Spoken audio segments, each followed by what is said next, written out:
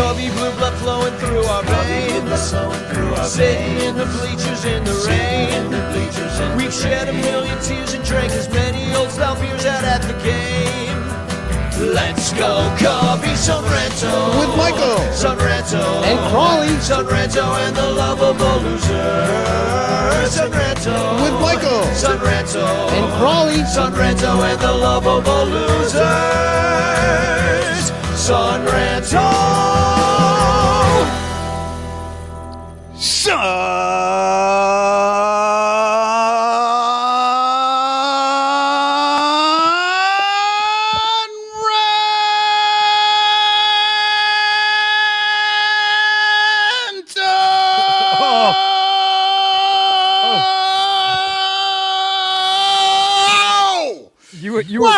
You were basically Placido Domingo hitting the high note in Nessun Dorma until you cracked. I did. I cracked on the switch from the N to the T. Yeah, it's when you move the jaw, that's always where you lose your laryngeal stability. That's what I always say. I've heard that before. I mean, I'm always talking about my laryngeal abilities and stability of the ability of my laryngeals. Whatever those might be. You screamed so loud that you made Crawley turn into Billy Devore somehow. The theme song promised me Crawley, and what do I get? I get a Billy. You get younger, better looking Crawley. We should also point out that the lovable loose ears, Lyle Aker, is still part of the show, but his job is keeping him from joining us most days at the moment. So he will return at some point, but I think people are used to Lyle just popping off and then never not showing up for months at a time. So I've seen Lyle pop off many a time. Oh, wow. He's inconsistent and unhinged? No way. Yeah, that's what I meant. Welcome to the Son Ranto Show. We're talking laryngeals again. We're talking laryngeals. Oh, God. Welcome to the Son Ranto Show on the Bleacher Bunch Podcast Network, brought to you by all of our Patreon supporters. There are many of you, and we thank you all, but especially Blake Beard, because he's incredible. It gives us the most money. If you want me to mention your name, give us more money, and I will. Also, our sponsors, In the Clutch shirts. Billy's from In the Clutch. He's here. If you use code Bleacher Bunch, you get money off of your order. We got a bunch of great shirts there, too, so you should we got a whole page that you could choose from. Also, Matt Kammer's Permanent Paintings and his Etsy store, and Penguin Imprints, who just makes great stuff. Thank you very much for everything you do for us, Tom. And also, come on now, Fanarchy! Yes, we are Fanarchists, and they also sponsor the new Nasty Boys as well. We are Fanarchists down. Yeah, sorry if I'm overly invading your timeline. I'm just locked in. I love it so much. I'm just sitting in front of my TV, or if I have good Wi-Fi at the ballpark, which is rare, I'm just firing away, baby. Yeah, you are a huge Fanarchist. That you pop into my feed more than any other person on Fanarchy. You might be the most prolific Fanarchist in Fanarchy land. So look, I just want to burn it all down. You know, a true Fanarchist, just down to the studs. Absolutely. I'm with you on that. I love the idea that it's anarchist and we're just in there doing, running the show. But I will say, I do not have notifications. I don't put notifications. I don't allow notifications on anything. I don't allow anybody to fucking send me any notifications of any sort. I have to go look for it. And because of that, my Fanarchy doesn't work the way your guys' Fanarchy does. Yeah.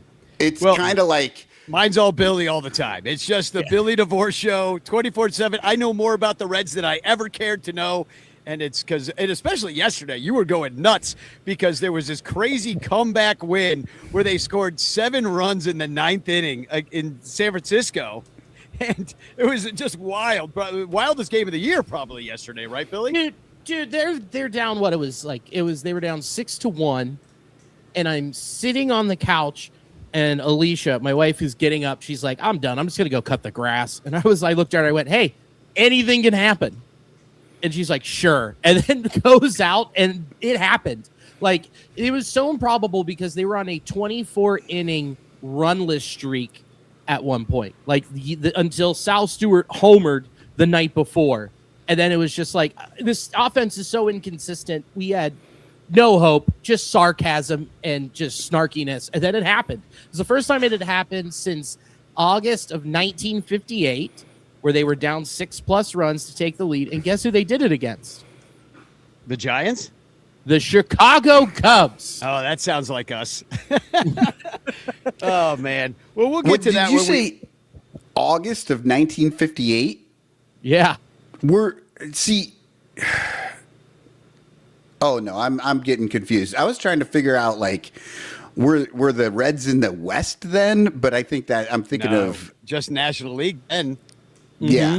It Yeah. was just National League. There weren't even divisions all white in guys 58. mostly too. It's just like there's like 3 black guys in the league, no Hispanics, like none. Yeah.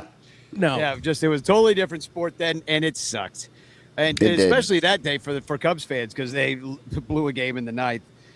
Yeah. All right, here's kind of what I want to start with today because we just had a shitty West Coast road trip. Every baseball fan who's anywhere east of the Colorado Rockies know what a shitty West Coast road trip feels like. I think it's universal amongst baseball fans. You go out west, you change time zones, you lose baseball games. Like that is how it goes. We lost 2 or 3 to the Mariners. We got walked off on twice. It was mostly Randy Arozarena just sticking it up our butts the entire time. Cal Raleigh decided to come back from the dead as well against us. And so that was frustrating. So the bullpen blew a couple games. And then the same thing happened in Arizona. Well, I won't talk about the wins yet, but we blew a game late against Arizona, and then we just didn't show up the final day. Had 2 hits and a big fat nada. But it was a very unsuccessful road trip. We could have easily gone 5-1 on that road trip. Easily. And instead, because we outscored, just so to prove to everybody that run differential does not fucking matter, we outscored both of the Mariners and the D-Bags. We outscored the Mariners 27-11, lost 2 or 3. We outscored the D-Bags 11-7, lost 2 or 3. Doesn't matter. Well, to be fair, Arizona does lead the league in comeback wins after the 7th inning. It's so they don't just do it to the Cubs, and it happened to the Reds. Like they do it to everybody. Yeah. Yeah. But I don't know. It's one of those things. Whatever. The fucking Cubs are just eating shit on their own. You know what I mean? Like the pitching holds up and the fucking batting goes away. Starting pitching holds up. Right, starting pitching. But at the same time, it's like the bullpen goes in, the game is 1-0. The fucking offense doesn't score at all for them, you know? And it's like, even if the bullpen holds that, doesn't allow 1 run, they don't win, you know? And they did give up some in some of these, but I don't know. Well, we got to talk about the bullpen because that's really the implosion. And Billy, as a Reds fan, you know all about bullpens you cannot count on. But brother, I know about imploding from all sides. Okay, I'm a Reds fan. So, but we have. Can you implode from all sides, or is it just inside? Well, brother? I suppose you could, like a star, like a big red hot star imploding in on itself. You know. Yeah, have you seen one of those? You like take a balloon and then you roll it onto a garden hose, and it just keeps getting bigger and bigger and bigger, and then just pops everywhere. That's been this season for me. Yeah. You actually had hope at one point in this season. It was in March and April, and then May happened, and June happened, July happened. July is currently happening, and September is unbelievably brutal. July, you just skipped August. You just have a long ass terrible July. It's so bad. It's trauma that I've blocked it from my memory. So to be fair, you know, I listen to your show every week, and you guys held out your positive attitude way fucking longer. Like, our team is 18 games over 500, and we're like, this fucking team sucks. Yeah. Your team is under 500, and every week I was just like, when is this going to change? And then it was like right after the All-Star break. You guys had an episode where you're like all the way up to there. Positive, All-Star break. Right after you're like, oh yeah, this season's over. Well, yeah. Well, they just sat on their balls at the trade deadline, which is absurd. They didn't do what they did. They said, oh, we like the core of guys that we have. We feel like we can go for it. And it's like, okay, so you're going to go for it. Then you should add pieces to be better. But instead they traded their hottest hitter in Nathaniel Lowe for a guy in single A who is a lottery ticket. And then nothing they traded Caleb Ferguson for cash. So they actively got worse when saying that they trusted the guys that they have. They didn't even get better for the future, really. They just they're like, let's be worse so that everybody will be sad in Cincinnati. That was the Cubs last year at the All-Star break. They did the same thing. Actually, I think the Cubs maybe did slightly better because they brought in some actual players that were supposed to play on the big league team. And those players, how many games we get out of them, Danny? 4 out of both guys? Oh, like Mike Soroka? And, I think when he starts once, twice. Somebody else. Yeah. They because, but it was the same thing that you're saying, Billy. They were like, oh, we like the core. We really like what we have. And so all we're going to do is move a couple of middling minor leaguers to get a guy that can, I don't know, pitch sometimes. I don't know what the fuck they were thinking. And then even that went bad. Yeah, well, then also to put the cherry on top, I don't know if you guys saw this, they put on waivers Eugenio Suarez and TJ Friel. It's there's a time when you can trade these guys and get something instead of putting them on waivers and saving $3.7 million on 2 dudes. And then everyone, they cleared waivers. They looked through it. Everyone's like, they suck. Yeah, nobody wanted him. And Eugenio Suarez would make a great Cub because he kills us. And just bring him in. If they would have just brought Eugenio in and DH'd him just for this series at Wrigley Field against the Reds, it would have been worth $3 million in home runs because he would have hit 6 of them. Yeah. Well, I've not even against the Reds. The Brewers, too. 1 week of Eugenio Suarez against the Central may actually save may allow the Cubs to catch the Brewers, but they're not going to pick him up. No, we got Ian Happ. Yeah, at Wrigley Field, he's got 16 homers, 40 ribs in 65 games. He's literally Babe Ruth when he comes to Wrigley. He might as well start calling his shots like the Babe did. Oh, I know. Back in the 30s. And then Milwaukee, he's got 12 homers and 31 RBIs in 58 games. Yeah, he's if we had him just this 1 week, because I'm telling you right now, Billy, I do not give a shit about the fucking wild card. We are done with this bullshit. Let's get excited about playoffs. Bullshit. It's fucking the end of year tournament. Half the kids get in because otherwise the parents won't pay their fucking sign-up fee to get the jersey. All this stupid shit that they're doing now that's ruining the game and cheapening the game. It's cheapening the game. Shitification of baseball. You have to win the division. If you don't win the division, your season is garbage. I don't care. I don't care if you win the fucking World Series. That means that you had a great tournament, but it doesn't mean that you had a great year because you can get into the fucking tournament now. I don't know. Somebody in the AL is going to be under 500. They were. They're going to be in this last bullshit. I looked, the AL's third wild card spot was under 500. Are they still? They are not now. Well, now that's 68 and 66. It's the Guardians. And the Yeah. Rangers are only 2 games out, and they're 2 games under. So the Guardians won 7 in a row to make it so that there's actually an above 500 team in that 3rd spot. But we shouldn't be even discussing this. Like, you have to at least. Right. In fact, if you don't make 500, there's a bye. There's another bye. You just don't make it. You can't get in. They should do something like that because But guys, revenue.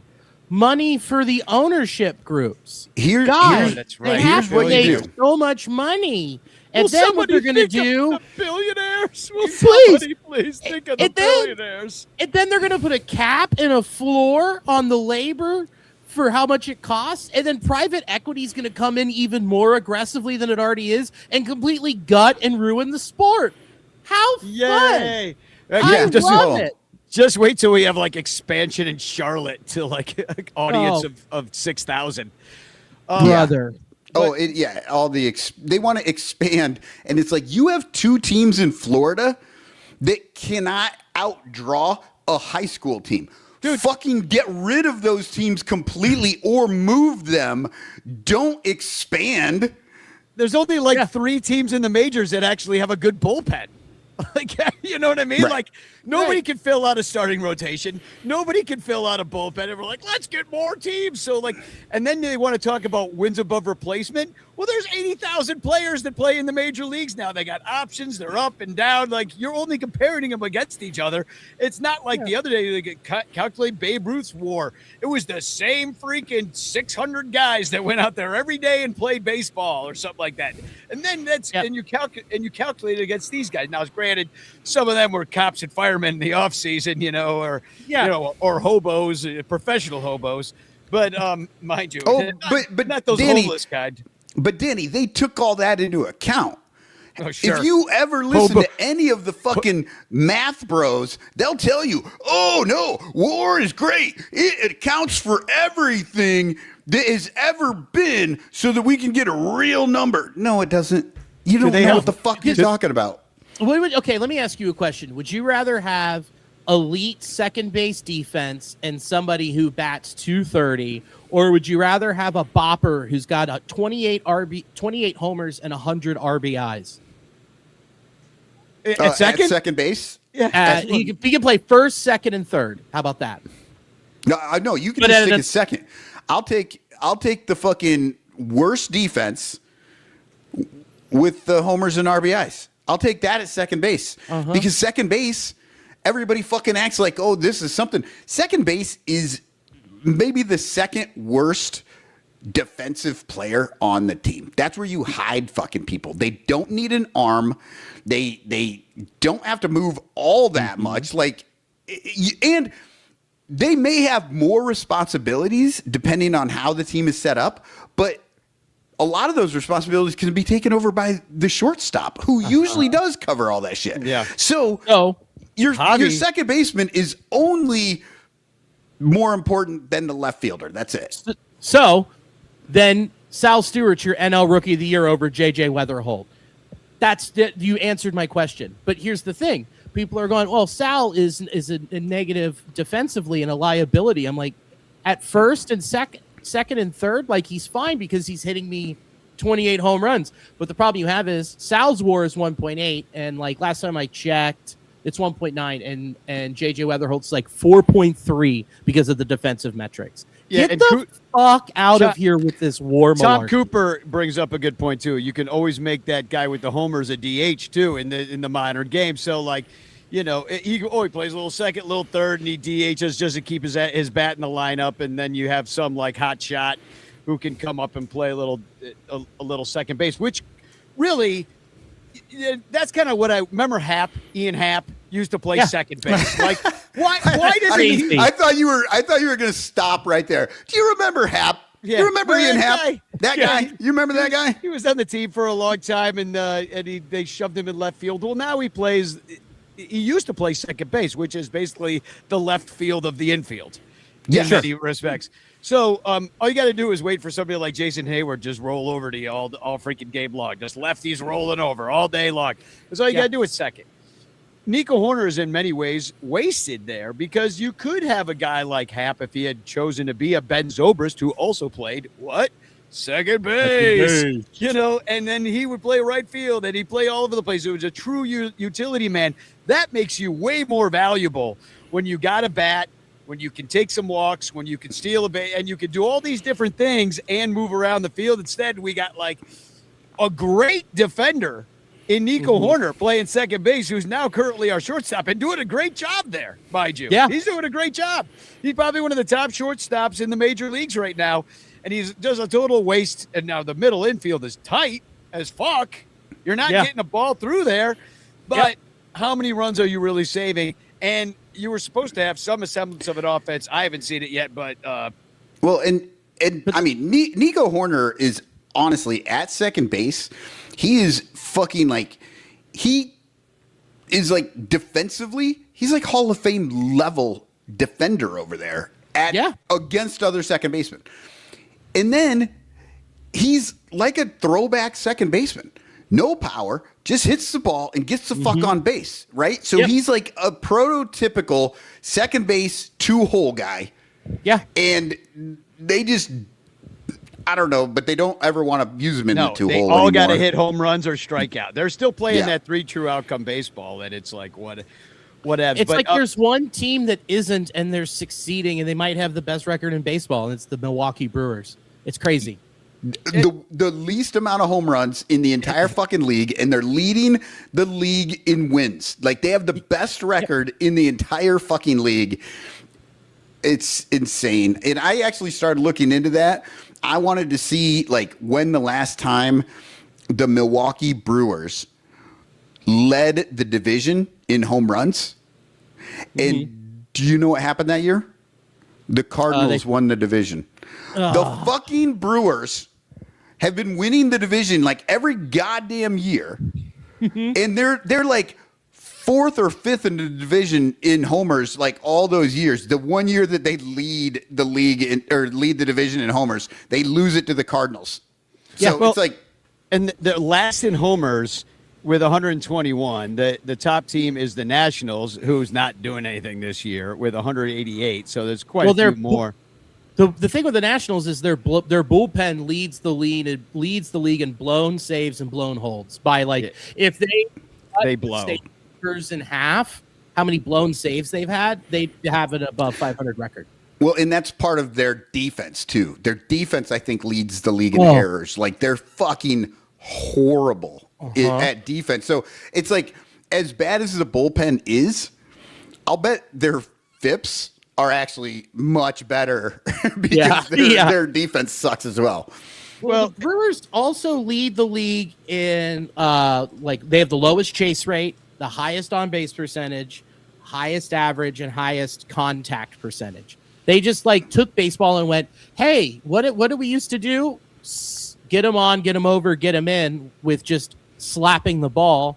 And they're like, hey, how's the cheapest way to do that? Not hitting home runs.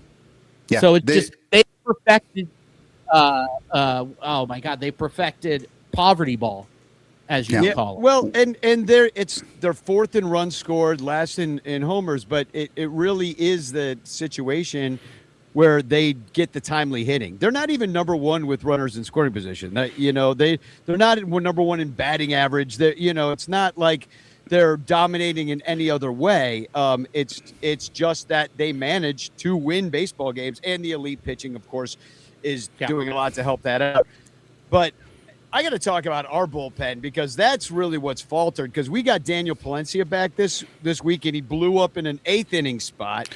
Jacob Webb blew up twice, and Zephyr Junk has been total ass since he has come to the Chicago Cubs. He has an ERA over 7 in his 9 appearances. 9 times he's been out there, and he's sucked in almost every single appearance he's had. He's given up 7 runs in those 9 times he's gone out there.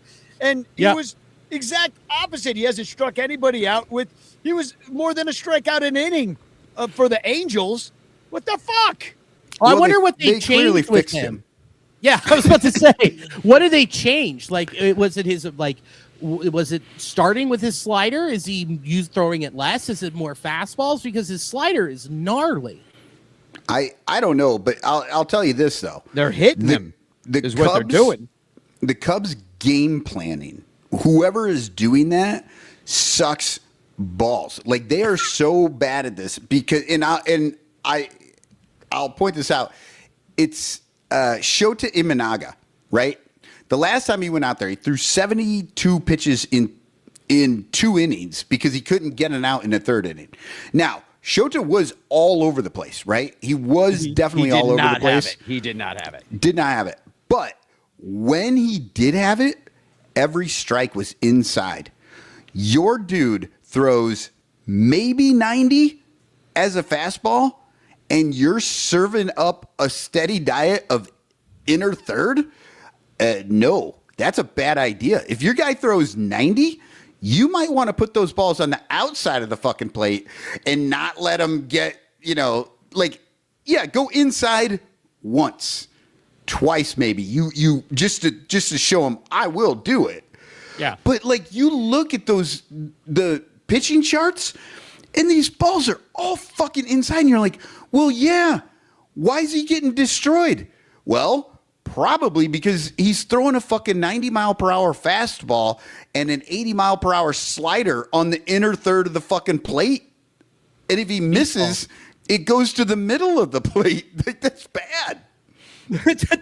Technically, yes, that is bad. Yeah. And you have to believe there is a coach, or there is some fucking mathematician somewhere that has told him that's what we want you to do, right? Mm-hmm. Because any normal fucking pitcher in the world is not going to want to try to do that. Mm-hmm. Trying to subvert expectations. I forgot to say this earlier in the show. Dominic Galoro is saying hashtag chance in the chat, and so can you. Say hashtag chance in the chat and winning Frank Chance postcard sent to you by me with a message of love and doom. Dominic was the winner last week, and he said going for 3 weeks in a row, meaning that we're at 5 o'clock again. Yeah, tonight is the final preview for Joan Crawford Goes to Hell at Hell in a Handbag Productions. If you're in the Chicago area, you should come see it. I don't have a picture of it, but I thought I did. All right. Well, anyway, Joan Crawford Goes to Hell. It plays for 4 or 5 weeks or something like that. Tonight's the final night, so we got a hard out in about an hour as well. So, and then maybe we'll get back to it, except for that. Now we got band rehearsal because we're opening for the Rookie of the Year, Thomas Ian Nicholas. So, and the only night people can do is also Thursday. So it's just one of those things that we're limping over the finish line here. We'll figure it out. We'll figure it out. We'll do a show of some sort. But I do have to talk a little bit about our bullpen because Jacob Webb, who none of us thought was like the last guy to make the team out of spring training, that everybody was like, oh, look, Jacob Webb, he made the 26. Look at that, ends up our closer because of injury to everybody. Philippe Maton, we never really did see. $6 million and nothing. Yeah. And so none of these guys are coming back, so they had to make Hunter moves. Harvey? Hunter Harvey, never saw that guy. He's another $6 million man with nothing to show for it. Actually, I don't know what he got. But. We're hunting for Hunter. Yeah. We can't find him anywhere. And so instead, we get Jacob Webb as our closer, and he's done a pretty good job. Palencia comes back. They still let Jacob Webb be the closer. They're working Palencia back in. I don't know if they gave him the job. I don't know if they filmed the walkout video for him to AC/DC or whatever you do so that you could have, your big scoreboard moment. But both of them sucked my freaking taint this week. And neither of them deserved to be the goddamn closer. Palencia was all over the place, nearly killed a man. So I want to talk about that. Hit him right in the head then he lost it. At which point, I hope you're going to say this. At which point, Craig Counsell should have yanked him from the game because he could not find the plate, and he left him out there for 2 more batters. It got worse and worse and worse until he gave up 3 runs. Exactly what I was going to say, Danny. So Palencia is just getting back. He's just getting in the swing of it. He did not have it. He hit the dude in the face, and you could tell by his reaction, he was horrified that he had done that, right? So that's already fucking with his head. the next batter, and he does have to face the next batter to get that was his third batter of the inning. He's got to see him before they can pull him, right? He walks him. He can't fucking find the plate, maybe because he almost killed a man right before that, and his fucking head is not in it. And why they didn't pull him at that moment, I have no fucking clue. Like, that is a failure of just understanding human beings. Like, you cannot have that guy try to stick that out. You literally say, you go out there and you say, take all your time, throw 4 balls, and then we'll pull you. And that's what you tell the guy on the mound, and then you fucking walk back and you let him just, I don't know, 4 straight pitch clock violations, something. Just fucking let him relax and get on the bench and fucking work through that trauma before trying to like fucking actually striking somebody out. I just think it's pretty amazing that the Cubs were on this West Coast road trip, and the bullpen was so terrible. They flew back, went to Danny's apartment, came to his basement, and ate his taint. I think that's so neat.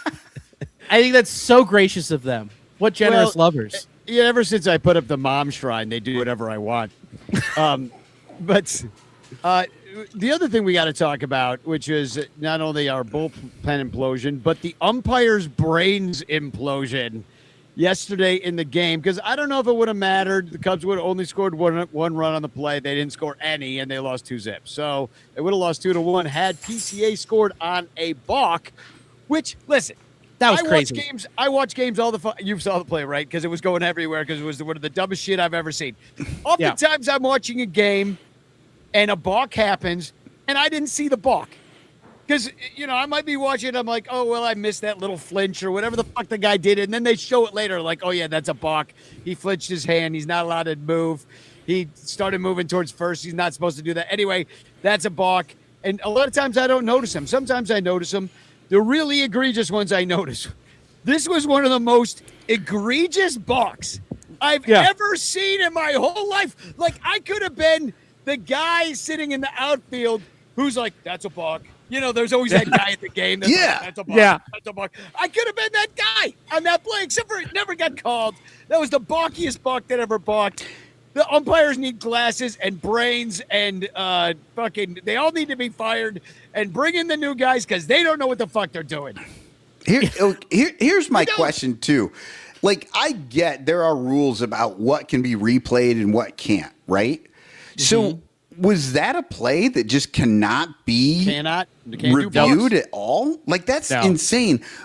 But they should have been able to see it. Somebody should have been watching. Like, he wasn't even on the rubber when he pitched. He pitched with his foot behind the fucking rubber because that's where it landed. In the middle of his windup, he stepped off and then threw home because PCA was dancing off the plate. And PCA nearly lost his fucking mind. And he talked trash about the umpires afterwards. And he's like, find me. I don't give a fuck. Yep. And that fucking umpire that walked up to him later and started talking shit, and Quentin Berry got in his face, that motherfucker needs to be suspended because as an umpire, you need to be walking away. There was nothing more to talk. Dude was away. His coach had him. Walk away, go back to your position. But no, he went at PCA. That dude needs to be fined and he needs to be suspended. You can't just have rules for players only. Like, the umpires need to have some sort of fucking code of conduct that they go by. Yeah, what is this, the government? Well, good luck. The umps union's tighter than the fraternal order of police. Good luck. I think immunity. Umps can just murder people and get away with it. Even we put body cams on them too, and they still get away with it. Ump just pulls out a knife and stabs a man to death and gets away. No charges. The ump's off-season job is ICE agent. They cannot wait to revoke those 400,000 visas. They're so hyped. Oh yeah, goodbye baseball. By the way, like speaking of the 1950s where there were no people of color playing. Oh, know, did you see what happened to the the Padres catching the coach? Padres catching coach? Yeah, it's fucking bullshit. And Oh my MLB God. can't even with their aren't they? These are billionaires, and they can't even protect their own employees. Fucking ridiculous. Well, and then they can't say anything because they might lose their antitrust exemption, which they shouldn't even fucking have in the first place. Well, But, and then the deal that Manfred made is like, hey, you stay away from my game, you stay away from my players, and in exchange, it was the Pete Rose in the Hall of Fame conversation. That was the trade, and they're making it happen. And now it's such shit. I would laugh my ass off if that actually happened. If Trump came out No, and that's was just that's like the real thing. That Remember, really happened? Yes, he tweeted. Trump was, just zooted on his medication. It was like Pete Rose, Hall of Fame. Oh boy, get him in. And then No, I remember that. I remember that, yeah. beckoning. Right. And then that was supposedly, from what I have heard from my back channels, which they're good. It's that was the trade. Ice leaves alone baseball. Pete gets to go in the Hall of Fame. Well, then I guess Pete's not getting in now.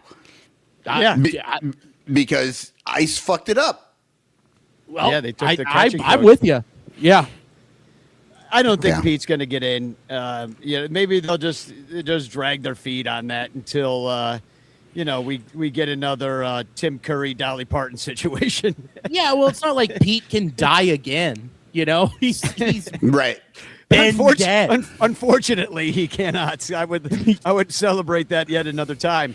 They can't dig up that corpse and just take him out, then bury him back under the horse track. Does one of these betting apps have a line on whether or not Pete will get in the Hall of Fame? They've got They Kalshi. really need to. It's Kalshi, and it's like you got Joe Jackson, you got Pete Rose, you got Put a them few all other in at guys. once. Barry Bonds. Put them all in at once. Just the most shameful year. Just get it all over with. Roger do it. Clemens. Roger Clemens. Yeah, put them all in next year. In fact, during Next the year when strike, there's no baseball. Yeah. Put all the fucking criminals in. Yeah. Why not? Make your steroid swing, put them all in, and you get in, and then they're like, hey, you have to wear closed-toed shoes. It's like, why? It's like, because you got to step over all these needles. Yeah. This is not safe. Everett Tosher in the chat asking really a strange question, but a metaphysical question, if you will. Am I alone in here with you guys? Aren't we all technically alone? Yeah, all of us are alone together, which is weird. And you're alone with us as alone. well. Yep. So, this is the new world. This is the 21st century. We're all alone, but we can be together and still be alone. Yes. Well, I wanted to bring it back to Quentin Berry because apparently he was stealing signs. He was as the Diamondbacks pitcher. Too. The Diamondbacks pitch. It was an eventful week despite sucking. I forget who the Diamondbacks pitcher was. Merrill Kelly.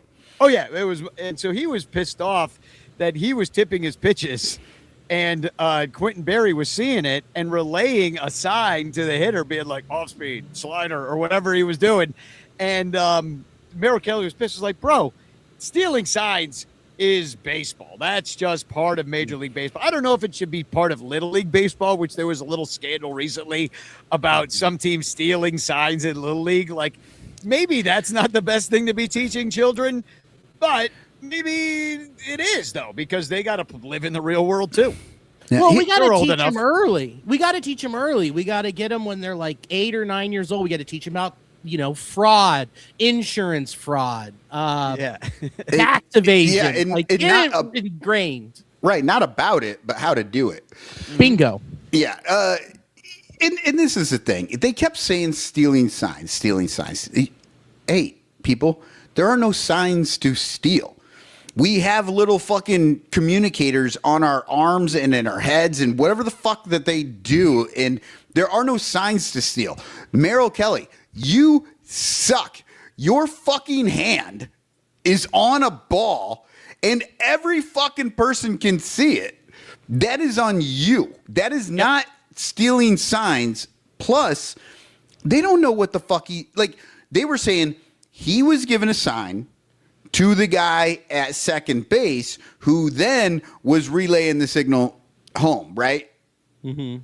Oh my God. Do you know the kind of fucking coordination you have to do that? That is insane. Like, it's almost impossible to do in the first place. And I mean, I don't know, third base coach, he gives signs to the guys on the bases. That's what a third base coach does. I don't know if he's telling him what the fucking pitch is, or if he's just saying, don't steal, or do steal, or jump up and down and do fucking jumping jacks. I don't know what he's saying. But Merrill Kelly has blown ass for the last 2 fucking months. He has been terrible. So, when you are a shitty pitcher, you don't get to bitch about somebody catching you doing something. You have to go, oh, it's because I suck.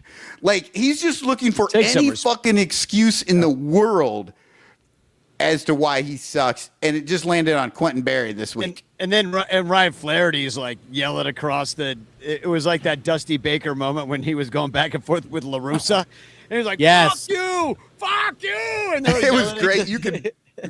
when you know exactly what they're saying. Oh, yeah. Ryan Flattery just being like, hey, fuck you. Fuck you. Fucking sick it in your ass. Yeah. And the best is, like, have you ever seen the clip of him when he was in the batter's box against the Yankees and he's just going, fuck you, and then licks his lips? Incredible if you haven't. You know what pissed me off about the whole situation? What really pissed me off was the next day, the fucking Diamondbacks coaches were like, oh, I guess he wasn't stealing signs, or it is legal, and it's not that it's, whatever. And then they all went out there and they fucking group hugged and like, oh, I'm sorry. Fuck you. Fight. Be dicks. I want these teams to dislike each other. I don't necessarily want to see fights, but I want to see jawing. I want I want the energy level up and going. I do not want them, look, Little League, hug it out, bro. Like, you're gonna be in your classroom with that kid all week. You leave it on the field. Just hug it out. But these guys are fucking professionals. Like, be angry. And your coaches. You're not even fucking on the field with each other. Be dicks. I want to hear them talk shit. No, let the kids fight, stab each other. That's awesome. You gotta learn. Steal signs, cleats in the face, all of it. Play like Ty Cobb. Come on, just don't be the racist thing, Yeah, right. The last thing I wanted to talk about, because there was some, in this segment anyway, is that there is a new proposal from the owners. Just came out today. Here's the main bullet points: is that there's a now free agent signing windows, so they got to do it like in the winter meetings time, and then there's another signing window like right before spring training. That's one thing. And then, one less year until you get to hit the Rule 5. So that gives guys an opportunity to find a new team if they're not getting used. And there's one, they have to set weekly rosters. There's one less option that you could use. So, like, they couldn't send Javier Assad down 83 times. They would have to do it one less time. I'm all for these sort of things. Like, yes, one less year before the Rule 5. Sure, I want that. I want less options. You can't send the guys down as much. I want that. I want anything that's good for the players. But all of that is contingent on salaries upon caps, them taking a salary cap, which then fucks all those players. Yeah, right. Yeah, dude. I think it's so foolish. Also, a year earlier on the Rule 5 means that they can just turn and burn quicker through these players without actually having to develop them. I mean, then it just becomes somebody else's problem. Good luck with that. They already want to do that by like getting rid of the minor leagues and just have it be like college football and have them be the ones that train them all, which they talk about turn and burn. Like, all these guys are trying to win in college. They're all trying to win in you know, I want to some- see. I want to see an unrivaled style players league, right? And this shit happened back in. I'm wearing a hat, right? Oh, right. The Federal League, you know, back in the day, you know, they were trying to start other leagues, and they need to do that again. But like in women's basketball, they have the WNBA, but they also have Unrivaled, which is like it's a completely different league. It's a different type of game, but it's awesome. And it's all players. The players own the league. And guess what? The players get fucking paid in that league because the players own the league. Unlike in the WNBA where they had to have a fucking lockout and all the bullshit so that some players can get paid. And, you know, so I would love to see the owners just kind of keep pushing this, and eventually the fucking players just break off and go to Texas. And I don't know, the fucking state is big enough. You can have like 4 cities and just have 2 teams in each city and play baseball. Well, you have to bust up the antitrust law that you brought up earlier because they Yeah. they have a legal monopoly. So you have to do dumb shit like have banana ball, which is God, it's awful. Right. Or But you- or just go to states where there aren't teams, New Mexico or fucking North Tennessee. Dakota, Tennessee. Yeah, go to states where Iowa. there aren't teams, you know, and you can probably get away with it because I don't know. I personally enjoyed going to see the Savannah Bananas, but I did not consider it like a baseball game. I considered it like a Right. circus game. You know what I mean? Like it Sure. felt like more like a circus. But also like you have the Chicago Dogs. You've got the Snowballs. Now, because of the success of the Bananas, there's like the Chicago Snowballs doing similar things. There's there's a women's league now. There's different leagues that you have choices in baseball. That you can be a fan of a different team. You could just be a Chicago Dogs fan if you want to be like, fuck the Cubs, fuck the White Sox. I'm a Dogs fan. I go to Dogs games. I go watch the Schaumburg Boomers. Maybe the people in the burbs, they like that instead. And next summer, when the Major League Baseball is not playing, we will become a Chicago Dogs fucking podcast. And Remember, we were a Rakatan Monkeys podcast for a yeah, while. we were doing Taiwan. Taiwan, And that was yeah. really fucking hard to follow. We can actually follow the Dogs and go to those games. Like I say, we Yeah. do it. Yeah. Oh yeah, we've talked about becoming a Cincinnati Cyclones podcast. Oh yeah, Who's that? ECHL hockey, baby. Yeah. Yeah. Why not? Sure. So we got to take a break, but I do want to first, we have the silhouette, but I want to thank Dominic Galoro. I know he's here right now, but I got an awesome package from him in the mail recently. He gave a imprinted baseball to me also one to Crawley, and then this really cool coaster with Captain Cubbo on there. So I've got some deliveries to make. Everybody's going to be excited. So thank you so much, Dominic. You do awesome work, and I appreciate your support. And I love the gifts. I'm going to put that in a nice little ball holder. Yeah, he actually sent me 2 balls recently, and because Emily and I both have Cubs jerseys, hers is 7, mine's 12 for our anniversary, and so he sent one of each. So, you know, it's that picture, but it's a 7 and a 12, and it's sitting there next to my my wedding photo. Wow. Very nice. So thank Yeah. you, Dominic. And It's awesome. where's our silhouette? What do you got? Okay, so Take the a break. silhouette, the clue for the listeners. This is part of the 3-headed monster who was snubbed by the Cubs 150 team.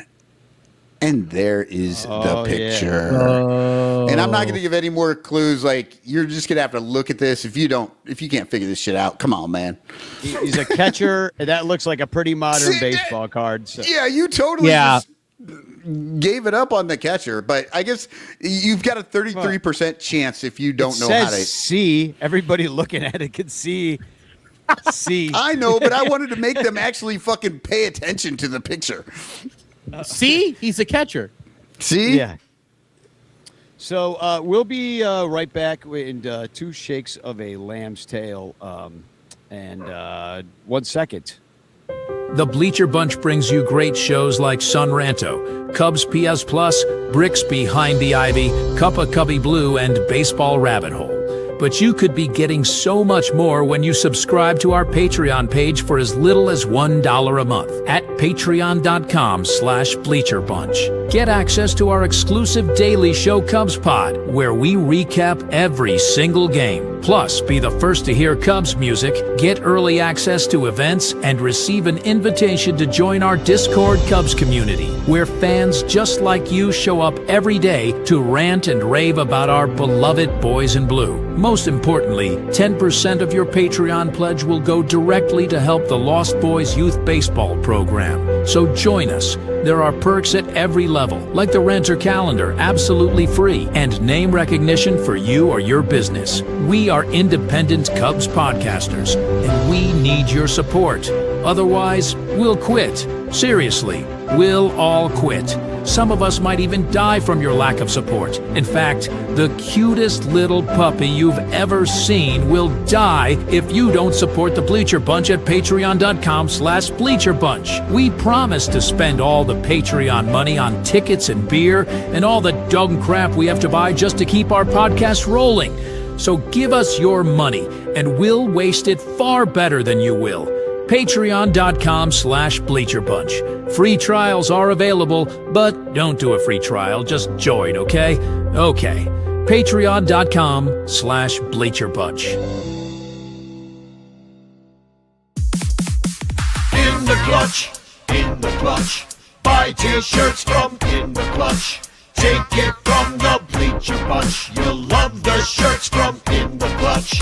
In the Clutch shirts are comfortable, stylish, and guaranteed to get you laid. Plus, they're proud sponsors of the Bleacher Bunch. Use promo code BleacherBunch for 10% off your purchase. Nice to feel and soft to touch. That's why you will get laid so much.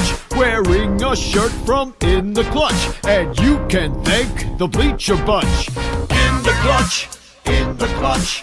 Buy t-shirts from In the Clutch. Remember the code Bleacher Bunch. Save 10% at In the Clutch. In the Clutch. In the Clutch. In the Clutch shirts actually not really guaranteed to get you laid. Hey there, as you can see, I'm a talking penguin. No, I'm not like the Batman kind of penguin, or Rod Say, or that dumb fuck Happy Feet. No, I'm the spokes penguin for Penguin Imprints, who makes awesome imprinted items with original designs. And they do custom stuff too. Why, check this out. And this. How do you like this, Chicago? And I love this one. And this might sound a little weird coming from a penguin, but fuck ice indeed. Penguin Imprints also makes custom t-shirts and stickers for your event or organization. And because they're sponsors, listeners of the Bleacher Bunch Network can get 20% off any order at penguinimprints.com with the code BleacherBunch. Okay, that's enough about Penguin Imprints. Now I gotta go find that little bitch Happy Feet and put his smirking pink on the other side of his head. I hate that fucker. But man, do I love Penguin Imprints.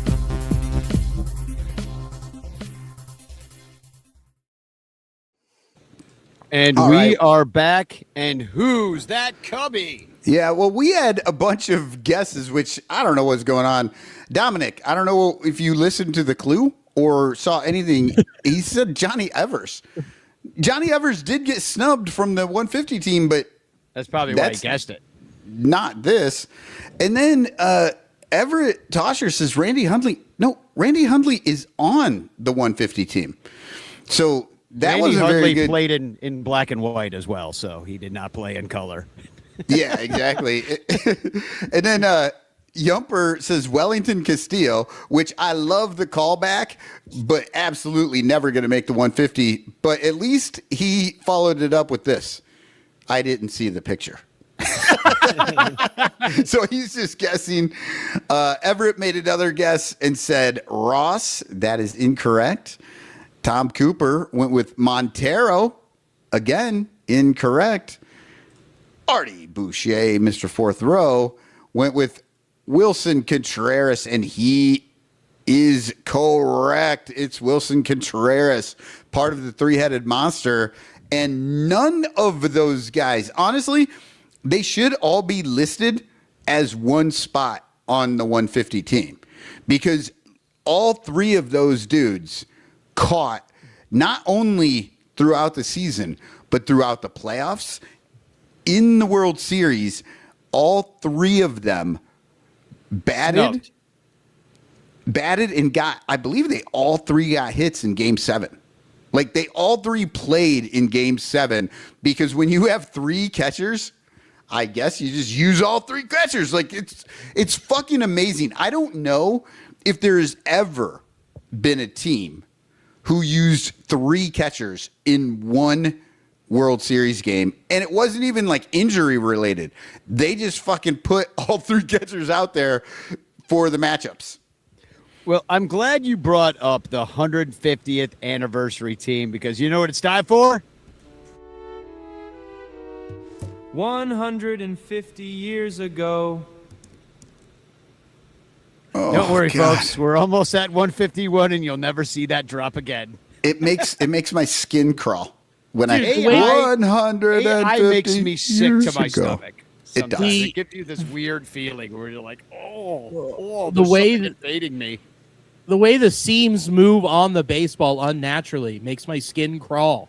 Yeah, it does. That is one of the most unsettling videos I've ever seen. I've seen a lot of horror movies, and very few of them come close to what AI created for that fucking video. Yeah. It's horrendous. It's like when their knee in a horror movie when their knees bend backwards and they crawl on the ceiling in an unnatural way. It kind of feels like that, you know. Yeah.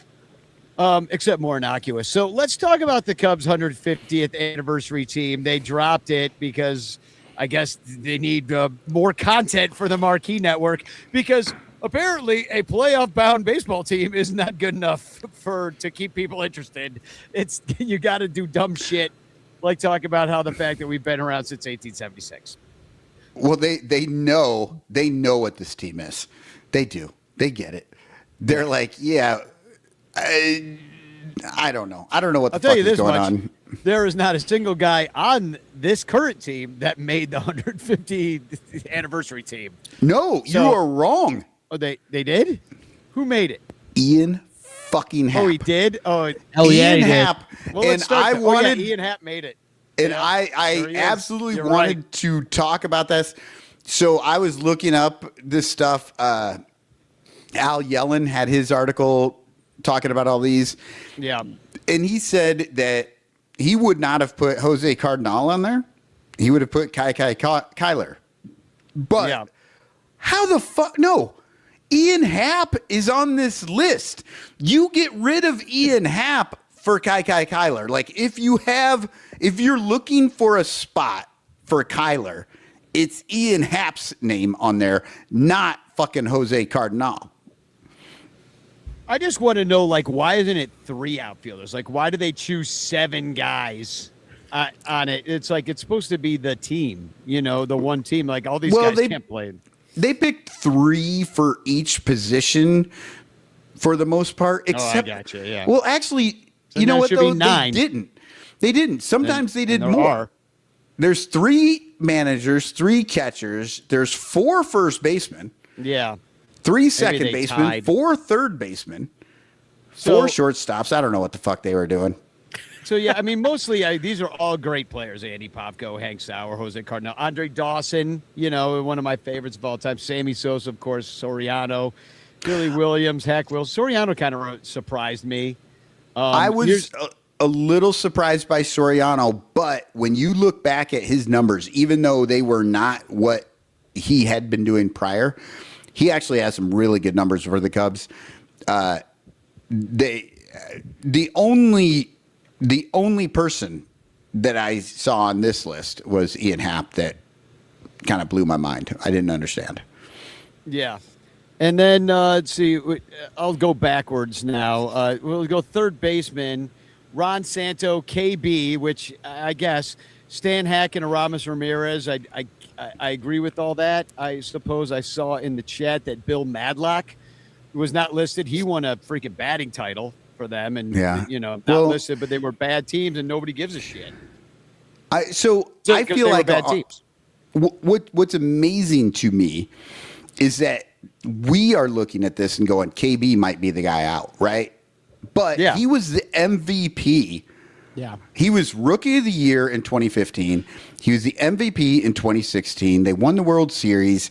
And yet we're looking at this and going, yeah, Aramis Ramirez looks right. Yeah. You know, and we're like, what the fuck? But yeah, no, Aramis Ramirez is the only one on this list that I would be like, that's who you put in for maybe Bill Madlock. Like you drop him for Madlock. KB just gets in because he had the two greatest years maybe of a third baseman in Cubs history. And then, and I like what Robert Sanchez says here. Having listened to a lot of commentary on this subject on sports radio and such, one can only conclude that this was not a compilation of the best players of the 150 years, but most iconic and popular. I pretty much agree with that. So it's a little popularity contest kind of bores me. We really should. I didn't even vote. We should look into this, Danny, for an off-season show. Look at the 150 and actually look at the numbers. Look and see like which ones are egregious and which ones are actually like, no, this makes sense. Because I honestly, I love Aramis Ramirez, and it does not bug me one bit that he's on this list. No. But I don't know if he actually has the numbers to be on that list. And he was clutch. Other so people. Clutch. Yeah. So then going backwards around the infield, shortstop, obviously Ernie Banks, Baez, of course, Dunston, and Tinker. So there's four. No problem with any of these guys. You said Baez, of course. That was my surprise. I was surprised to see Baez on there, and I was happy. That's the one position that I think I am happiest about is Baez being on this list. Second base, we got Sandberg, of course. Nico Horner, a bit of a surprise. And then Rogers Hornsby. I would have gone Darwin Barney. The man won a gold glove for that. he had no errors that entire season. Yeah, not a single error. When you don't try for the ball, you don't get errors. Yeah, you gotta try to touch it. I don't know how. Look, I get it. Johnny Evers does not have Hall of Fame numbers, but he's Johnny fucking Evers versus Nico Horner. I love Nico Horner too, but Johnny Evers probably should have been there. I don't know. Then first base, of course, you got Rizzo, Frank Chance, Mark Grace, and Derek Lee. I got no problems with any of those choices. I don't either, other than I think Derek Lee had a bad last half of his time with the Cubs. Like he kind of hurt his back, and then I don't think he was ever really quite as good. And then catchers, Hundley, Davis, and Gabby Hartnett. What, no Steve Lake? No Steve Lake? Come on. No, for Jerry Pond. Wellington Castillo. What about Hank White? Henry Blanco should have been on that list. Exactly. No, we should do the all-time most egregiously awful Cubs of all time. I think we've done that show actually already. I actually don't think we have. We've done the Hall of Shame, like the worst guy, the worst human being at every single position. Yeah. That's amazing. But I will say, look, I don't really have a problem with that list of catchers, but I really don't know how you don't have the Montero, Ross, Contreras as one spot on there or something, because they were great. Like, they were great. Those three guys, like, delivered a fucking World Series. I mean, Montero with the grand slam in that playoff game, you know, and I mean, Ross had a home run in Game 7. His final hit of his career was a home run. Like, these are iconic. That was an iconic year for the three-headed monster catchers, and I don't know why they aren't being rewarded for that. Yeah, and Cap Anson didn't make any lists because he was a racist piece of shit, basically, is the reason we had a color line in baseball for so long. Yeah. And Then we got managers, Joe Madden, obviously, Frank Chance, who managed a lot of great Cubs teams, and Leo DeRocher, who really was better with other teams, and then I'm failed as a Cubs dropping manager. I'm dropping DeRocher, and I'm going Baker. Dusty Yes, you and I. Yeah, we were on the same page. Dusty Jim Baker. Fry. Jim Fry has got You No know Lou what? I Piniella? love Come Jim on. Fry too. yeah, Sweet Lou Piniella. Come on. Falling asleep on the bench. You know what? I With like goddamn cannoli hanging out of his mouth. It was great. Oh, I did like Lou, and he was the first manager to take the Cubs to back-to-back playoffs since '45 or whatever. But he did not prepare that team. Like, I don't know, both those teams sucked in the playoffs, and at least 2003, Dusty Baker did something pretty impressive. And I think 1998, he was there in '98 too, wasn't he? Was it his first year, or maybe not? Who was it in '98?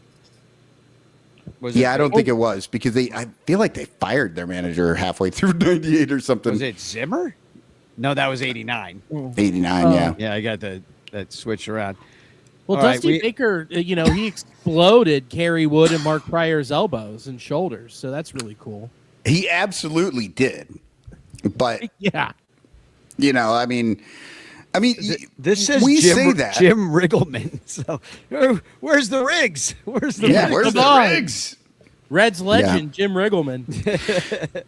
We also have the starters: Fergie, Jake, John Lester, Maddox, Sutcliffe. Although Maddox went on to be better for other teams, the Braves, Mordecai Brown, good old three finger, Kyle Hendricks. That's some recency bias. Kerry Wood, Rick Sutcliffe. What? No, Rick Russell. Yeah. Bruce Sutter. Well, he he's on the made relievers. the relievers list. He Yeah, did make the Lee Smith, Rod Beck, Ryan Dempster, Pedro Strop, Bruce Sutter. I was really surprised, even though it was only for half a season. I thought Chafin. not Chafin. Yeah. The mother titty groper. God, what the fuck? Why can't I think of his damn name? Aroldis Chapman. Yeah. I really thought Aroldis would be on this list. I did. Even though it was only a half a season. But my God, he threw so many big pitches in that playoffs. But Yeah. I didn't mind the pitchers. I agree with you that Greg Maddux, it is a little weird how much Cubs fans act like he's theirs when he's not. He's a Brave. I mean, he's an Atlanta Brave in the Hall of Fame, and all of his greatest years were there. I don't know. Yeah. Who else I would hate you have lists put like though? this? I do. They're an exercise in just like meatballness. It's such a meatball thing to do, and it's just like I felt like we had to like bring it on the show, and I regret every moment of it. I would have brought in Brolio. I'm just really glad I got to see a list of names I don't care about. That was really cool. Yeah. Well, and I got to show them to you, and I didn't care all the whole time I was doing it. Ken Holtzman is another one that Tom Cooper brings up. There's always going to be snubs on these lists. Yeah, I feel like Maddox is the only one, oddly, on this list that I would not 100% sign on to. Yeah, Mitch Williams, couple, Mr. Fourth Row and Tom saying Mitch Williams. I mean, 89. Like, it depends on your era. There's a lot of recency bias, as we see in the Nico Horner choice. That's crazy. But you want to know what really happened 150 years ago in Chicago? A huge $1,000 per yacht race that took place on Lake Michigan. Everybody went out to the lake to watch the Frolic from Chicago try to beat the Inna from Toronto. So everything goes again. A yacht race. Exactly. It was thousands watched from excursion boats as the yachts battle over a 30-mile course. And the Canadian yacht, Inna, suffered a broken halyard. as you do. Well, Jesus Christ. And they dropped its mainsail, but they recovered it in the end. The Frolic from Chicago won. It kind of reminds me of what's going on now as we rename a Great Lake to Lake America. And Lake Ontario is no more. Yeah, I saw somebody say that Canada needs to rename Lake Michigan into like Lake Halifax or some shit. Because why not? Just fucking After there Lord are Halifax, no rules a anymore. Brit, I'm going to call it Lake Rocket. Why not? I'm going to start naming shit. Why does he get to do it? This is a fucking America. Lake Danny Rocket. Let's go. There we go. Oh, did you guys not see the new proposal? It's really cool to rename the Pacific Ocean. Epstein I can't- Ocean. Epstein. Really cool. So let's talk about the Reds team in a little bit. Do we of have disarray. to? Well, I mean, really? We're going to face you, so we might as well let Cub fans know what they're in for as we get swept this weekend and how bad the Reds have done recently because they've lost their last 4 series. You would have gotten swept by the Giants yesterday, except for that amazing comeback in San Francisco. You DFA Suarez after he's a huge part of that comeback. He hits a grand slam. Next thing you know, he's DFA'd. Hilarious. Yeah, Well- I thought he was a rookie on the Cubs with that DFA. That's Well- usually what the Cubs do. Supposedly, he was DFA'd on Tuesday because you get 48 hours to claim it. So he was DFA'd on Tuesday. There was 48 hours, and Gino hit that dong knowing that any team could have picked him up. They saw that, and they were like, you know what? Still no thanks. Wow. Jesus Christ. Yeah. Well, I mean, you know why they did it, though. Everybody did it because now they don't have to pay the rest of the contract. Like now, if they pick him up, it's a prorated $750, I think. No, But if he's they not picked him up, he was put on waivers. He was not designated for assignment. okay. I We thought he was made it through DFA'd. waivers, yeah. Yeah. Okay. And he'll my be bad. there in Chicago to stick it up our ass all weekend. I know, So will man. Friedel. Oh, dude, no. No, he won't. He has not just been bad. He's lost a step and a half. I mean, he totally changed his swing in the offseason trying to get more power, which is exactly what you want from your leadoff hitter. Like he just made the whole direction of this offensive approach has been dog shit. It has been feast or famine, where it's 24, 25, 26 innings straight with no runs. And then all of a sudden you score 7 to come back and you beat the Giants. Like, it's just We told mind-boggling you how terrible. it's been going for the Cubs. We beat them. We beat in the only game we beat the Mariners. We beat them 19-2. Yeah, but you also- we lost you- all the 1-run games. We have 3 dudes that have OPSs over 100 in our lineup. I mean, you've got Matt McClain batting 196. There was, for a while, Brian Hayes was having a worse statistical season and average than Lou Gehrig in his last season playing baseball. Lou Gehrig, when he had a disease already named after him. Yeah. What are He the odds? had ALS, and Brian Hayes was just like, hold my beer, but don't shake it. Like, Oh my God. That is. Wait, Yeah, wasn't he already shaking that beer if he had ALS? And I'm looking Oh, at no, the. that's Parkinson's. My bad. That's Parkinson's. whatever. I'm looking at the numbers here, and yeah, it's the 5th worst OPS in baseball. It's Yep. but you've hit a lot of homers. Yeah, we're 6th in homers. Yeah, and you're also 6th in walks. So it's like you're trying to be the Cubs. It's just not working out because that's Yeah. what the Cubs do. We hit the most. Well, in the month, this last month, the Cubs have hit the most home runs in baseball, and they've they. Do you take wanna a know shit how ton of many? walks. I actually wrote that down. 69. No, we have 43 home runs in August. That's crazy. But check this out. In July, we had 30 home runs. Right? We had 30 home runs in July, You had All-Star break, though. 43 in August. But here's the kicker. 14-10. That's the record for both months. Now, of course, the Cubs still have a few more games, so it will change. But right now, they played 24 games in July because of, the break, So they had 30 home runs. They went 14-10, and they have played 24 games this month. They have 43 home runs, and it's the same goddamn record. Wow. Because home runs don't equate to fucking wins. And I don't give a fuck what your goddamn math equation says. WAR is individual, and that is not good for your team. And that is why, Billy, your team sucks right now because they are playing for WAR. And that is why the Cubs are fucking all over the place, because they are also playing for WAR. They just happen to be slightly better than the Reds.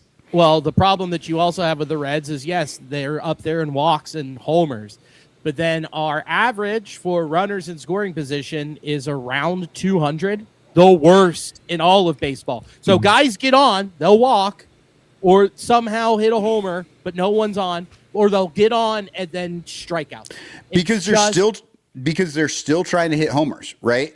Like they're ambushing. When the guy's on, when they have guys on, they're not changing their approach because, as we all know, RBI is a stupid stat. It's a terrible stat, and it doesn't mean anything. If you get a guy that has 100 RBI, all that means is, it doesn't mean anything, apparently. RBI is a dumb stat because you can't use it for anything except for the fact that it stands for runs batted in, and the more runs you get in those games, you'll win more, which is the whole concept behind homers being a big deal in WAR. But RBI is not a big deal. That's how the Brewers are scoring. They're just like knocking dudes in. They're doing the right things, They are doing the right thing. Exactly. And and the other thing is that you don't have the pitching staff this year, which is a little bit of a surprise. Now, granted, you had Hunter Green go get the TJ, and that's guy. That was hurts. a nightmare. Yeah. Well, it was not just that it hurts. It was the process in which leading up to it. I mean, he had these bone spurs towards the end of last season in his elbow, pitched through it, said, he felt fine, didn't go get it checked out, goes to spring training, pitches, and he's like, ow, it hurts, owie wowie, goes, gets it checked out. They take the bone spurs out.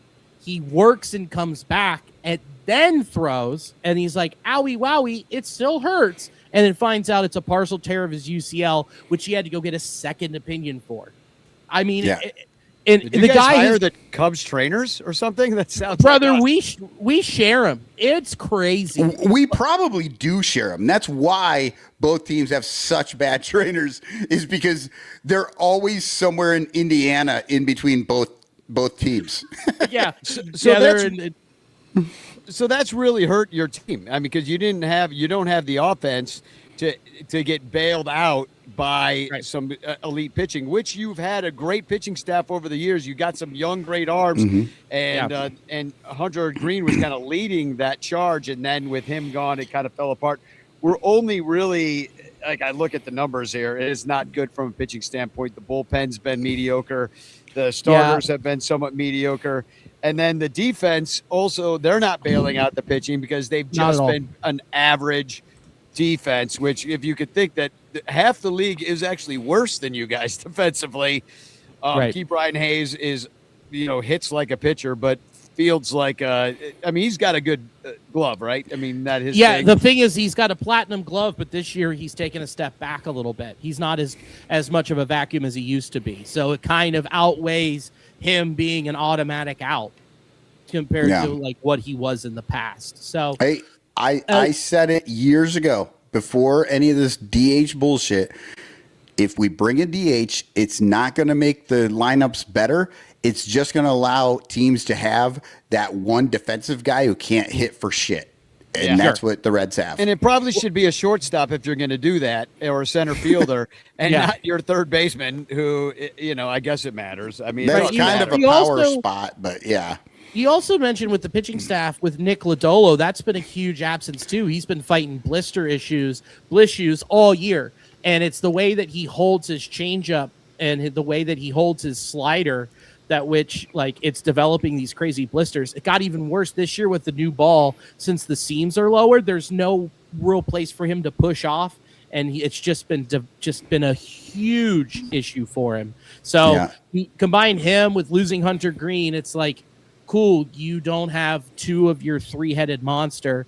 Luckily, Chase Burns has been as advertised. The guy's been spectacular. He might have been tipping his pitches in San Francisco in his last outing.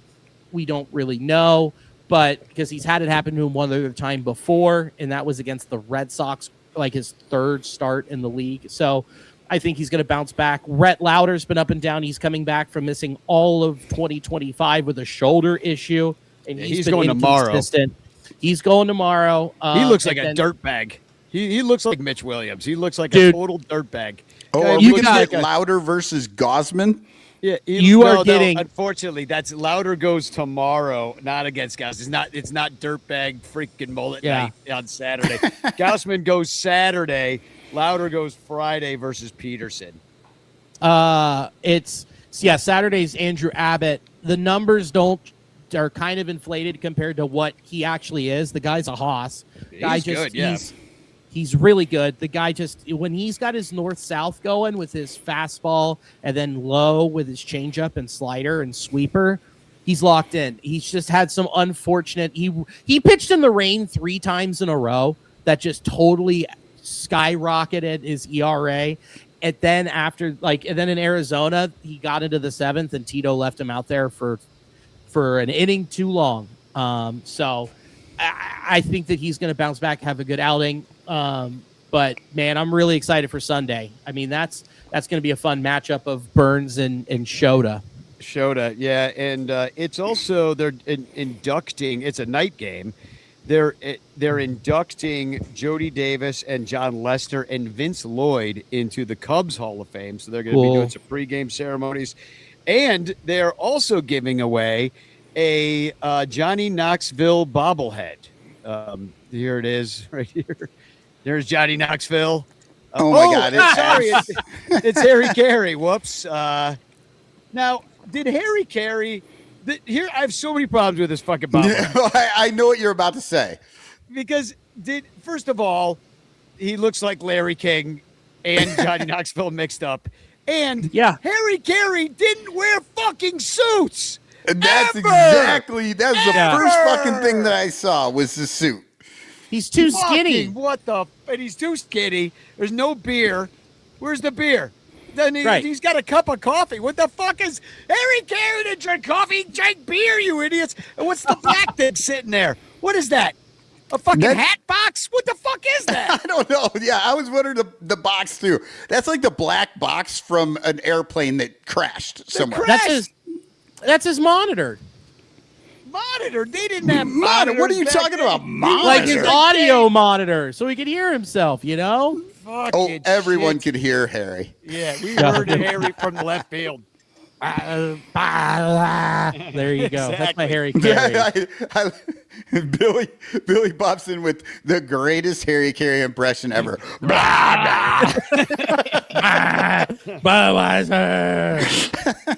night. Well, do you want to know who's got the worst Harry Carey impression I've ever heard in my fucking life? Oh, God, I can already smell this impression. Reds fans are a bunch of losers. Big fat chili dog chewers. But here come the drunks who eat fried cheese in chunks. The idiot fans of the Brewers.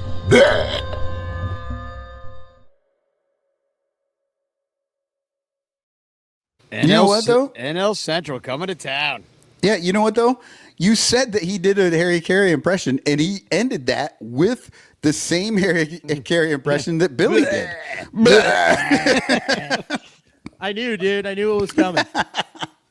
So I'm super excited. A little announcement. Sorry, I'm going through the end of the show quickly. I got to get to the theater, but Thomas Ian Nicholas is going to be playing at the Cubby Bear on September 12th. Bleacher Bum Band is going to play right after Thomas plays.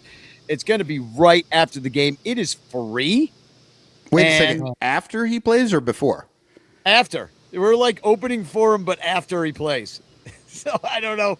He was like, "Yeah, I'm going first." And we're like, "That's fucking fine." It means that we get to go longer, so I'm kind of happy about it. That's We're more the get it everybody- weirdest thing ever. Yeah, it happens though from time to time. I think maybe he's got somewhere to be, but we're going. Then you second. need to start promoting this as Thomas Ian Is opening for Nicholas us. is Yeah. opening for you guys. Yeah, The Rookie of the Year opening for the Bleacher Bum Band. I was thinking of getting an obvious shirt that says "Veteran of the Year." Just got some fucking old. That would be good. So, and we're also going to be, so that's September 12th. And then just a week later, we're all going to be in Cincinnati. And we'll be hanging out with Billy DeVore doing a live podcast over at Binsky's Bar and getting some group tickets. And I guess we got a little bit of time before we need to totally lock in the number. So I will, what you should do is join our Partiful. I've got it. I posted about it. Find the Partiful.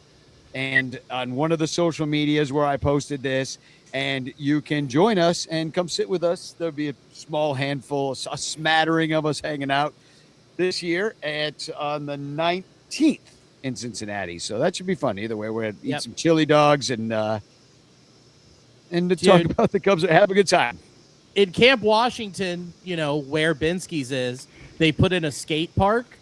And there's a gap, there's the ramp that you hop over, and there's a gap. They put in between the gap a cheese coney. It's so sick.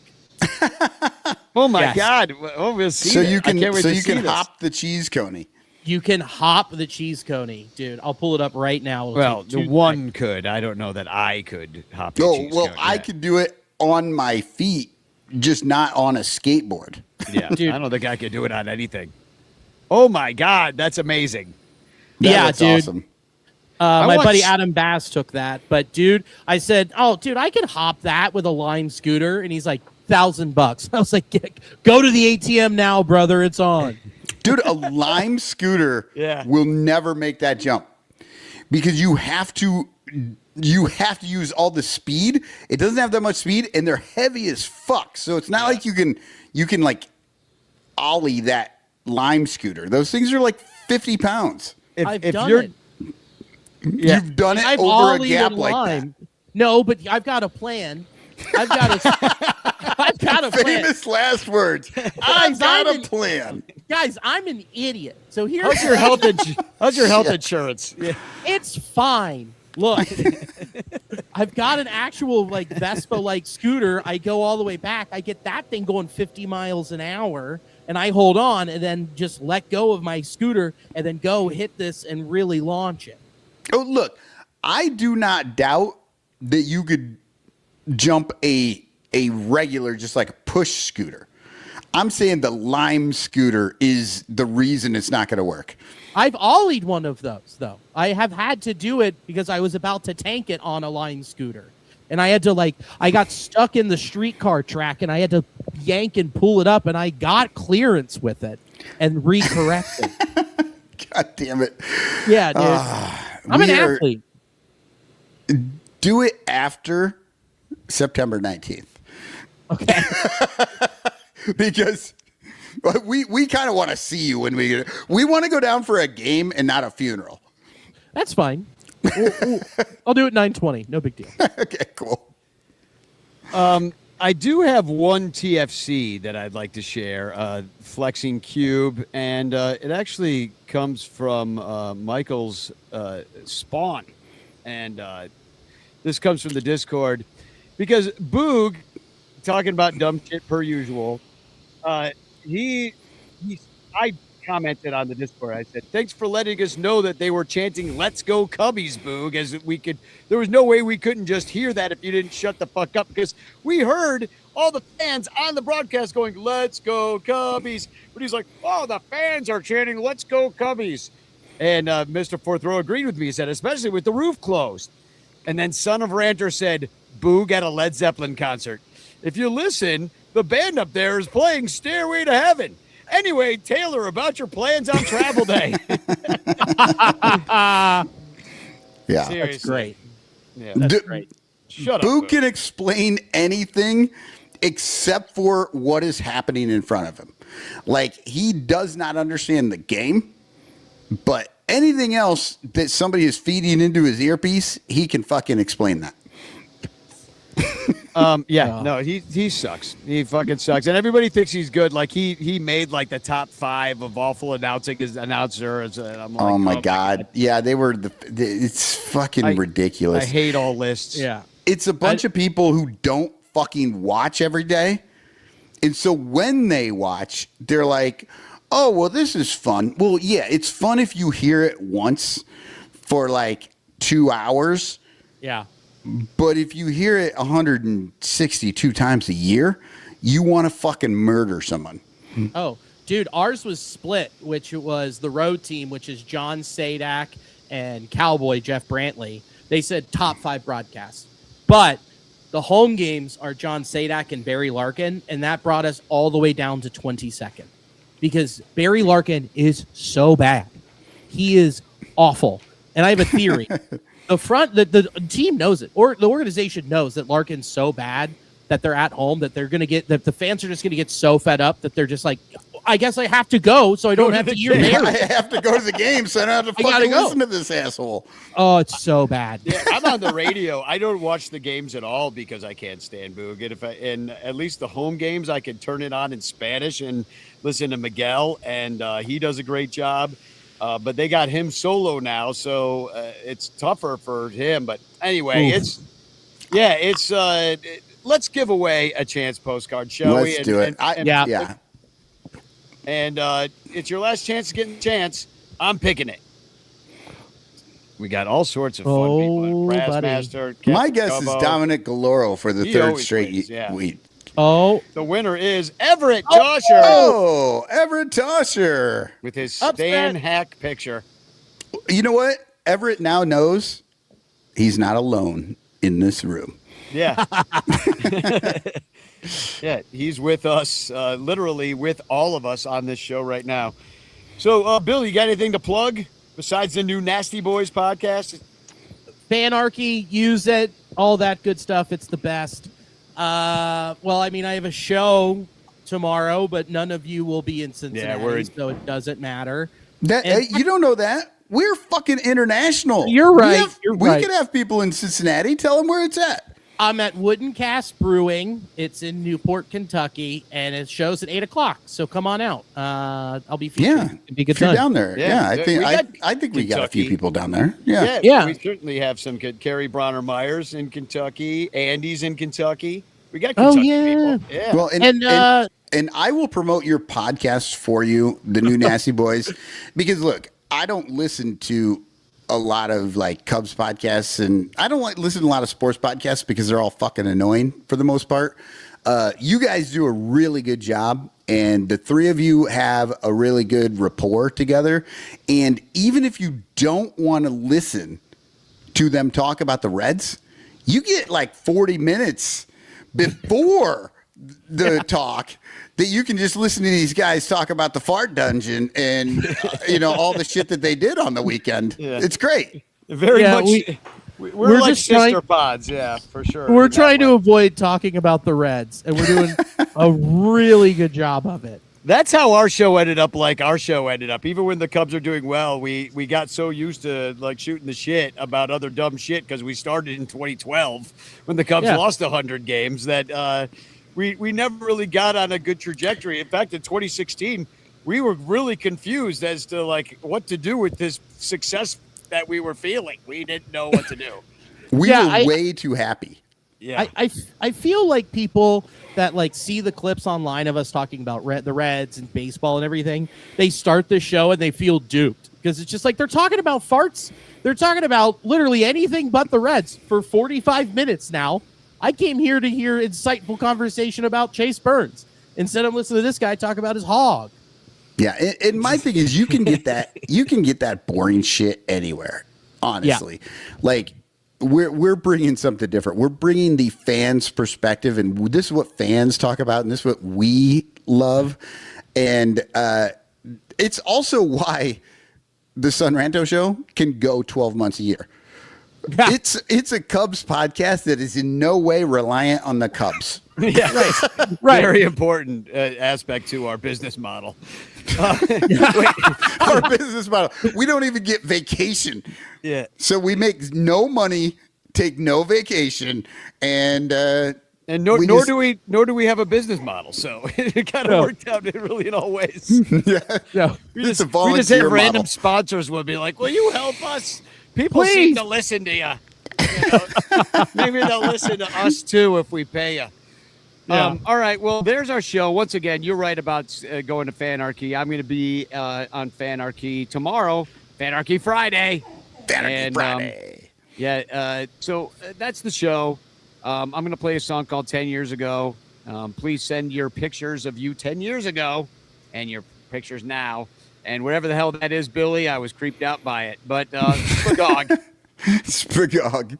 Go Redlegs! Yeah, thanks for coming on, Billy.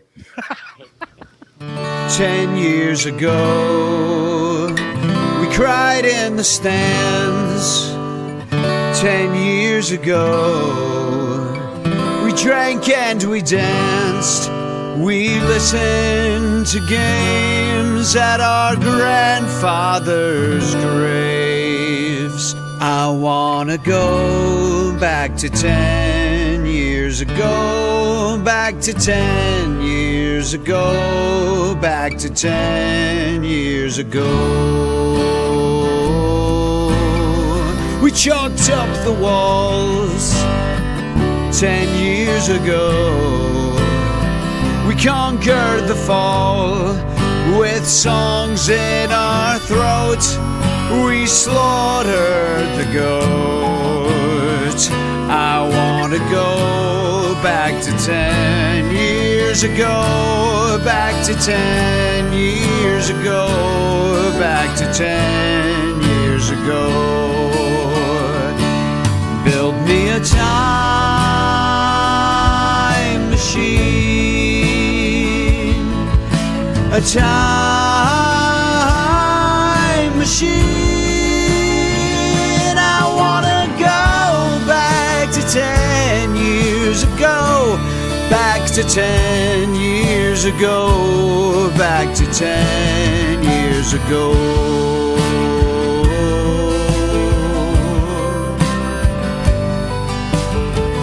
10 years ago, we laughed through the tears of a century's years. I wanna go back to 10 years ago, back to when we sang Go Cubs Go, back to 10 years ago. When we were all young, 10 years ago, we finally won a family and friends. Let's remember when, and we can go back to 10 years ago, back to 10 years ago, back to 10 years ago.